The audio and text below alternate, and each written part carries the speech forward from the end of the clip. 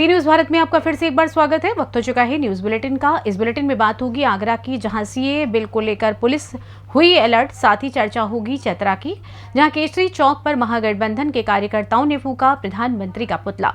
और बात होगी पीलीभीत की, जहां गांधी स्टेडियम में कैरियर गाइडेंस एवं प्रतिभा सम्मान समारोह का हुआ आयोजन। और भी तमाम खबरों पर आइए करते हैं विस्तार से चर्चा।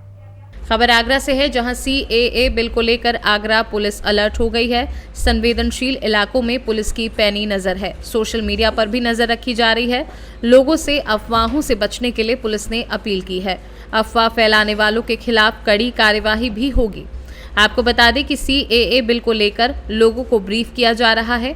आपको ये भी बता दें कि भारतीय नागरिक को इस बिल से कोई भी प्रभाव नहीं पड़ेगा।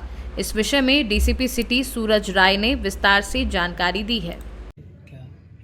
देखिए, केंद्र सरकार गृह मंत्रालय के द्वारा जो सीए रूल्स नोटिफाई किए गए हैं और उसको दृष्टिगत रखते हुए और आगामी त्योहारों को भी दृष्टिगत रखते हुए लगातार पिछले एक हफ्ते से हमारे सभी थाने और सर्किल और मेरे कार्यालय स्तर से भी लगातार तमाम धर्मगुरुओं से संवाद स्थापित करके और उनसे कम्युनिकेट किया गया था। कल जो नोटिफिकेशन जारी किया गया उसके क्रम में पूरे आगरा जनपद को सेक्टर जोनल स्कीम में रखा गया है और जो भी सेंसिटिव स्पॉट्स चिन्हित किए गए हैं वहाँ पर पिकेट और मोबाइल ड्यूटीज़ भी स्थापित की गई हैं। इसके अलावा बहुत हैवी फोर्स का डिप्लॉयमेंट करके पैदल गश्त और सोशल मीडिया सर्विलांस से भी मॉनिटरिंग की जा रही है। ड्रोन कैमरों के द्वारा भी निगरानी की जा रही है और लगातार कम्युनिटी से संवाद स्थापित करके ये एक संदेश दिया जा रहा है कि कोई भी किसी भी प्रकार की रूमर मॉन्गरिंग ना हो और जो सीए रूल्स हैं उसका असली पर्पस जो है उसको भी संवाद करके सबको बताया जा रहा है कि इसके वजह से किसी भी भारत के नागरिक पे कोई भी किसी भी प्रकार का असर नहीं पड़ेगा। ये केवल उन शरणार्थियों के लिए है जो पाकिस्तान। आगरा से सी न्यूज संवाददाता अनुज उपाध्याय की रिपोर्ट। चतरा में राष्ट्रीय जनता दल के वरिष्ठ नेता और चतरा लोकसभा के पूर्व प्रत्याशी सुभाष यादव के घर राष्ट्रीय जांच एजेंसी ईडी के द्वारा छापेमारी किए जाने के बाद सुभाष यादव को गिरफ्तार किया गया है।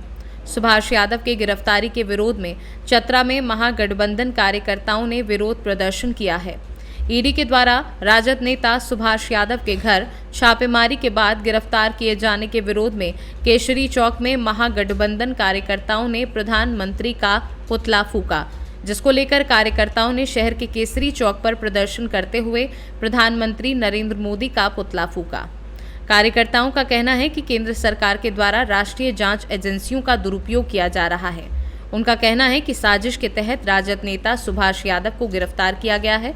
इस दौरान कार्यकर्ताओं ने कहा कि केंद्र सरकार अपनी आदतों से बाज नहीं आती है, तो हम सभी उग्र आंदोलन करेंगे। देखिए, आज का जो हम लोग का उद्देश्य था कि हमारे लोकसभा प्रत्याशी पूर्व प्रत्याशी माननीय सुभाष यादव को ईडी के द्वारा जेल में बंद कर दिया गया है। मैं भारतीय जनता पार्टी को यह स्पष्ट बोलता हूँ कि जिस तरीके से एक गरीब का बच्चा समान प्रवृत्ति में आगे बढ़ता है तो भारतीय जनता पार्टी को हमेशा पेट में दर्द होता है। हम लोग कभी डरने वाले लोग नहीं हैं। हम लोग राष्ट्रीय जनता दल के लोग हैं और हम लोग वैसे लोग हैं जो महुआ स्वाग कोड़ा भूसा खा के आगे बढ़ने वाले लोग हैं। और सुभाष प्रसाद यादव को एक षड्यंत्र के तहत उन्होंने जेल में बंद करने का कार्य किया है, लेकिन इससे हम लोग कभी घबराएंगे नहीं। और उन्होंने केस किया है और हम लोग राष्ट्रीय जनता दल के हर एक कार्यकर्ता 2024 में भारतीय जनता पार्टी का एक एक केस उखाड़ लेंगे। एक युवा नेता होने के चलते मैं आपको आश्वस्त कहना चाहता हूं कि जिस तरह से केंद्र सरकार चुन कर विपक्ष के नेताओं को डरा रहा है, कहीं न कहीं ये लोकतंत्र के लिए घातक है। लोकतंत्र में कोई भी अपनी बात रख सकता है और इलेक्शन से पहले कहीं न कहीं भारतीय जनता पार्टी को यह डर था कि माननीय सुभाष प्रसाद यादव अगर बाहर रहते तो कहीं न कहीं कोडरमा और चतरा में उनका जनाधार छिटक जाता। मैं ऐसा परिवेश में कैसे कोई कार्य कर सकता है? लोकतंत्र का हत्या बंद करनी चाहिए। और माननीय प्रधानमंत्री से भी मैं स्पष्ट रूप से कह देना चाहता हूं कि जिस तरीके से वो कायराना हरकत कर रहे हैं उनको कभी भी भारत की 125 करोड़ जनता को कभी माफ नहीं करेंगे। और हम लोग का ये मांग है कि जल्द से जल्द हम लोग का नेता माननीय सुभाष प्रसाद यादव को जेल से छोड़ने का कार्य करेंगे, चूंकि जब मोदी डरते हैं तब तो वो ईडी और सीबीआई को आगे करता है। और मैं ईडी को भी एक स्पष्ट बोल देना चाहता हूं कि वो भारत सरकार के स्वतंत्र हैं, वो भारतीय जनता पार्टी के संस्था नहीं है। और लाख आप डरा लीजिए, अगर उनकी हैसियत है, उनकी बिसात है तो ईडी भारतीय जनता पार्टी का मंडल अध्यक्ष के यहाँ भी छापा मारकर दिखा दे तो मैं राजनीतिक इस्तीफा दे दूंगा। लेकिन ईडी हो या सीबीआई हो, चाहे इनकम टैक्स डिपार्टमेंट हो, वो विपक्ष के नेताओं को ही भर्त्सना करते हैं और उनको ही डराने धमकाने का काम करते हैं। लेकिन हम लोग लालू प्रसाद यादव को, तेजस्वी यादव और तेज प्रताप में विश्वास करने वाले लोग हम लोग डरेंगे नहीं, झुकेंगे नहीं और हर एक मुद्दे पे उनके साथ फेस टू फेस कड़ा संघर्ष करेंगे। राष्ट्रीय जनता दल जिंदाबाद। सरकार को मैं प्रेस मीडिया के माध्यम से अपनी आवाज को बुलंद करते हुए, तू जुल्म बढ़ाता जा, मैं सब्र बढ़ा लूंगा, तू मुझे क्या मिटाएगा, मैं तुझे खुद मिटा दूंगा। आज का विरोध प्रदर्शन भाजपा पार्टी के लिए एक कलंक है, काला दिवस हम लोग उसका मना रहे हैं। क्योंकि जब भारतीय जनता पार्टी डर जाती है तो ईडी और सीडी को आगे बढ़ाती है। जैसे सुभाष प्रसाद यादव एक निचले तबका से उभरता हुआ नेता जब आगे बढ़ा है तो मामूली से केस में उसको फंसा करके उसको अरेस्टिंग कर लिया गया है। ये बिल्कुल निंदनीय मसला है और ये चूँकि मोदी जी भाजपा पार्टी हिंदुस्तान के संविधान के विरुद्ध काम कर रहे हैं और संविधान को ये बदलना चाहते हैं, क्योंकि इस मुल्क में नफरत मुनाफरत का हवा बहा करके पहले तो अक़लियतों को डरा रहे थे, अब सारे विपक्षियों को डराने का काम कर रहे हैं और जितना भी विपक्षी हैं सबके यहाँ ईडी और सीडी भिजवा करके उनको धौंस दिलाना चाहते हैं। लेकिन अभी के हालात में कोई भी विपक्षी दल उनसे डरने वाला नहीं है। जेल जा सकता है लेकिन डर नहीं सकता है और झुक नहीं सकता है। क्या नाम हुआ? डॉक्टर मोहम्मद मुर्तजा, प्रदेश उपाध्यक्ष राजद चतरा। आज जो देश की स्थिति हो गई है, बीजेपी 400 का नारा दे रही है लेकिन उसको एक एक सीट के लिए लड़ना पड़ रहा है और जो राजद और उसके इंडिया अलायंस के जो नेता हैं उनको एक एक करके ईडी और सीबीआई का डर दिखाकर और झूठा मुकदमा बनाकर सबको जेल में बंद करने का काम कर रही है बीजेपी सरकार और इसको राजद के सभी कार्यकर्ता पुरजोर तरीके से विरोध करेंगे। अभी आप कुछ समय पहले यहाँ के लोकप्रिय मुख्यमंत्री हेमंत सोरेन को भी साजिश के तहत जेल में बंद करके सारे विपक्षियों को ये बीजेपी की सरकार जो है वो सभी को बंद करके और लोकतंत्र को बिल्कुल खत्म करके और 400 का नारा दे रही है, जो कि कहीं से भी लोकतांत्रिक नहीं है। आज पुतला दहन करने का क्या उद्देश्य रहा?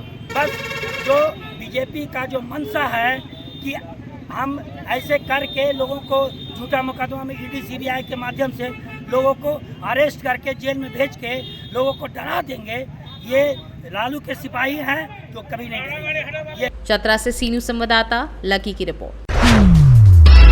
खबर गाजीपुर जनपद से है, जहां नागरिकता संशोधन अधिनियम कानून लागू होने तथा रमजान माह व आगामी लोकसभा चुनाव के मद्देनजर जिलाधिकारी आरिका अखोरी व पुलिस कप्तान ओमवीर सिंह के द्वारा आज कोतवाली नगर क्षेत्र में पैदल गश्त रूट मार्च एरिया डोमिनेशन किया गया। तो वहीं गश्त के दौरान आला अधिकारियों द्वारा शहर के आम जनमानस से संवाद किया गया तथा लोगों को नागरिकता संशोधन अधिनियम के सकारात्मक पक्ष से अवगत करवाते हुए उक्त परिप्रेक्ष्य में किसी भी तरह के अफवाहों पर प्रचार प्रसार न करने व सामाजिक सौहार्द बनाए रखने की अपील की गई। तो ये रूट मार्च पुलिस चौकी विशेश्वरगंज से शुरू होकर Khowa Mandi, Rajdepur town hall, Chitnath, Nakhas, Khudaipura, MAH inter college के रास्ते कोतवाली पहुंचकर समाप्त हुआ। इस दौरान रूट मार्च में अपर पुलिस अधीक्षक नगर, उप जिलाधिकारी नगर, क्षेत्राधिकारी नगर, प्रभारी निरीक्षक कोतवाली मय फोर्स व केंद्रीय बल सीआईएसएफ के अधिकारी एवं जवान मौजूद रहे। इस परिप्रेक्ष्य में गाजीपुर में बिल्कुल सामान्य स्थिति है और जैसा पूर्व में भी अवलोकन किया गया है, जब 4 साल पहले भी ये बिल पास हुआ था उस समय भी यहाँ सामान्य रूप से सही हालात रहे थे, अभी भी बिल्कुल ठीक है। और क्योंकि हमारे यहाँ एक CAPF की कंपनी आई हुई है, उसके परिप्रेक्ष्य में 1 तारीख से लगातार हमारे विभिन्न थाना क्षेत्रों में एरिया डोमिनेशन के लिए एक सकारात्मक माहौल बनाने के लिए चुनाव से पहले लगातार फुट पेट्रोलिंग हो रही है, फ्लैग मार्च हो रहा है। आज भी जिलाधिकारी गाजीपुर और पुलिस के द्वारा पूरे शहर के अंदर रूट मार्च, फ्लैग मार्च किया गया है। और इसका सबसे अच्छा फ़ायदा ये होता है, लोगों से वहीं वार्ता करके एक मालूम पड़ जाता है कि शहर का मिजाज कैसा है, लोगों की क्या भावनाएं हैं। तो उसके आधार पर जो लोगों से बात हुई है, बिल्कुल सामान्य स्थिति है, कोई विशेष वो नहीं है। यद्यपि इसको लेके पूरे प्रदेश में हाई अलर्ट है, कल से ही है, और सभी थाना क्षेत्रों में लोग अपने संबंधित जो स्टेक होल्डर्स हैं उनसे भी वार्ता कर रहे हैं और सब जगह बिल्कुल सामान्य स्थिति। गाजीपुर से सीनू संवाददाता रामू चौरसिया की रिपोर्ट। खबर हरदोई से है, जहां तहसील कचहरी परिसर में दिव्यांगों एवं उनके वरिष्ठ जनों के द्वारा काफी दिव्यांगजनों को एकत्र करके ग्राम विकास अधिकारी को ज्ञापन सौंपा, जिसमें कई मांगों को रखा गया। अंत्योदय कार्ड और आवास की मांग रखते हुए शौचालय में कई दिव्यांगों ने प्रधान के द्वारा शौचालय ना दिए जाने की शिकायत की। सरकारी अस्पतालों में दिव्यांगों को लाइन में लगवाकर दवा लेने को मजबूर किया जाता है। इस मौके पर गुरजट सिंह, लालाराम, सरोज कुमार, नीलम, मुकेश कुमार, नीरज कुमार, अकील, मनोज कुमार, राम लड़ैते आदि लोग उपस्थित हुए। हरदोई से सीनू संवाददाता सरोज तिवारी की रिपोर्ट। लोधी क्षत्रिय एम्प्लॉयज एसोसिएशन लक्ष्य पीलीभीत द्वारा जनपद मुख्यालय स्थित गांधी प्रेक्षागृह हॉल गांधी स्टेडियम में कैरियर गाइडेंस एवं प्रतिभा सम्मान समारोह का आयोजन किया गया। कार्यक्रम का संचालन शास्त्री जी एवं प्रेमपाल वर्मा, महामंत्री लक्ष्य पीलीभीत द्वारा किया गया। कार्यक्रम में सभ्यता वर्मा, ब्लॉक प्रमुख मरौरी, बीबी सिंह, प्रदेश उपाध्यक्ष लक्ष्य, हरपाल लोधी, मंगली प्रसाद लोधी, राम प्रसाद लोधी, मनोरमा लोधी आदि वक्ताओं द्वारा समाज को शिक्षा के क्षेत्र में आगे बढ़ने हेतु अपने अपने विचार रखे। कार्यक्रम के समापन पर आदर्श कुमार वर्मा, जिलाध्यक्ष लक्ष्य पीलीभीत द्वारा सभी आगंतुक, सहयोगी, प्रतिभागी, छात्र छात्राओं एवं समस्त लक्ष्य परिवार को धन्यवाद दिया गया एवं राष्ट्रगान के साथ कार्यक्रम का समापन किया गया। पीलीभीत से सीनू संवाददाता विकासशील की रिपोर्ट। खबर बुलंदशहर से है, जहां सीएए को लेकर सड़कों पर फिर उतरी खाकी। सिकंदराबाद और गुलावटी मिश्रित क्षेत्र में डीएम और एसएसपी की अगुवाई में पुलिस ने निकाला फ्लैग मार्च। डीएम ने आमजन से क्षेत्र में सांप्रदायिक सौहार्द बनाए रखने की अपील की। रात में भी पुलिस और प्रशासन ने क्षेत्र में फ्लैग मार्च किया। बुलंदशहर से सीनू संवाददाता अदनान इबाद की रिपोर्ट। हमीरपुर में नेशनल हाईवे 34 पर हुआ दर्दनाक सड़क हादसा। तेज रफ्तार अनियंत्रित ट्रक ने स्कूटी सवारों को रौंदा।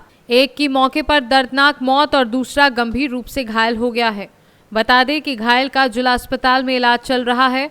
पुलिस ने मृतक के शव को कब्जे में लेकर पोस्टमार्टम को भेजा है और ये मामला सुमेरपुर थाना इलाके के कुंडौरा का है।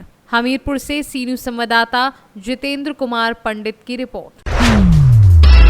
खबर मिर्जापुर से है, जहां सीएए के नोटिफिकेशन जारी होने और आगामी लोकसभा चुनाव व त्योहारों के मद्देनजर पुलिस उप महानिरीक्षक विंध्याचल परिक्षेत्र मिर्जापुर आरपी सिंह द्वारा पुलिस अधीक्षक मिर्जापुर अभिनंदन के साथ नगर पैदल गश्त किया गया। इस दौरान आम लोगों सहित विभिन्न धर्म गुरुओं से जन संवाद स्थापित कर उन्हें सुरक्षा का एहसास कराया गया। साथ ही लोगों से अफवाहों से दूर रहने की अपील भी की गई। पैदल गश्त के दौरान अपर पुलिस अधीक्षक नगर व ऑपरेशन क्षेत्राधिकारी नगर व प्रभारी निरीक्षक कोतवाली शहर, कोतवाली कटरा सहित पुलिस बल के अन्य अधिकारी मौजूद रहे। आइए जानते हैं इस दौरान पुलिस अधीक्षक मिर्जापुर ने क्या कुछ कहा। भ्रमण किया गया, क्या पाया? देखिए, सीएए रूल्स नोटिफाई हो गए हैं और आगामी त्यौहार रमज़ान और होली का त्यौहार भी आने वाला है। तो इस दृष्टिगत हम सभी लोग लगातार भ्रमणशील हैं। सभी क्षेत्रों में पूरे जनपद को सेक्टरों में डिवाइड करके वहाँ पुलिस और मजिस्ट्रेट्स जो हैं वो भ्रमणशील हैं। सभी धर्म गुरुओं से बात हो रही है। ड्रोन से भी हम लोग निगरानी रख रहे हैं। सादे वस्त्रों में ड्यूटियाँ लगाई गई हैं और एक व्यापक माहौल तैयार किया गया है, जिसमें आगामी त्यौहार और जो चुनाव है वो बिल्कुल शांतिपूर्वक और सकुशल संपन्न कराया जा सके। मिर्जापुर से सीनू संवाददाता अनिल केशरी की रिपोर्ट। संदिग्ध परिस्थितियों में खेत में मिला युवक का शव, परिजनों ने जताई हत्या की आशंका। युवक का शव मिलने से जिले में हड़कंप मच गया है। सूचना पर पहुंची पुलिस ने शव को कब्जे में लेकर पोस्टमार्टम के लिए भेज दिया है और जांच पड़ताल शुरू कर दी है। मामला शिवगढ़ थाना इलाके के गंगा खेड़ गांव का है, जहां के रहने वाले दीनदयाल का बेटा सहजराम शटरिंग का काम करता था। सोमवार को वह गांव के बगल में ही एक युवक के घर शटरिंग लगाने गया था। वहां से देर रात वापस नहीं लौटा तो परिजनों ने तलाश शुरू की, लेकिन कुछ पता ना चल सका। सुबह जब परिजन खेतों की ओर गए तो सरसों के खेत में युवक का शव मिला। युवक के दोनों हाथ बंधे हुए थे, जिससे परिजनों ने युवक की हत्या किए जाने की आशंका जताई है। सूचना पर पहुंची पुलिस एवं फॉरेंसिक की टीम ने जांच पड़ताल शुरू कर दी है। वहीं परिजनों के मुताबिक युवक की बाइक और मोबाइल फोन दोनों गायब हैं। है आपका? कहाँ के रहने वाले हैं? क्या घटना हुई है आपके यहाँ? मार के हत्या की गई। किसकी? शाहजराम। अच्छा, कहाँ पे मिला है शव इनका? सरसों के खेत में। क्या लगता है आपको, कैसे क्या हुआ था? पूरी कुछ जानकारी है क्या? जानकारी आपको मतलब कैसे हुई? कैसे जब वो घर मालिक बुलाने आया साइड लगाने का तो हमको जानकारी हुई। काहे का काम करते थे? शटरिंग का काम करते। खुद की दुकान थी या दूसरे के यहाँ काम करते? खुद की माल था। कब से ये घर से गायब थे? ये 1 बजे रात का आए थे, 1 बजे रात के जा रहे थे। पुलिस को सूचना दी इसकी? पुलिस को इसकी सूचना दी थी? सूचना तो दी पे हमने दिया, दूसरा भाई दिया तो है ही। पुलिस आई थी मौके पर? हाँ। क्या लगता है आपको, क्या घटना हो सकती है? ये मार कर दुर्घटना की गई। इनके पास मोबाइल वगैरह था क्या कुछ? हाँ, मोबाइल रहा, मोटरसाइकिल नहीं। रायबरेली से सी न्यूज़ संवाददाता देवराज की रिपोर्ट। सहारनपुर से बड़ी खबर आ रही है। कल से गाड़ी लेकर घर से लापता नशे में धुत युवकों की गाड़ी तेज रफ्तार के कारण लेबर कॉलोनी में पेड़ से टकराई। गाड़ी में एक युवक की लाश मिली है। नशे की हालत में 2 युवकों को पुलिस ने हिरासत में लिया है। वहीं गाड़ी पर पुलिस लिखा हुआ है।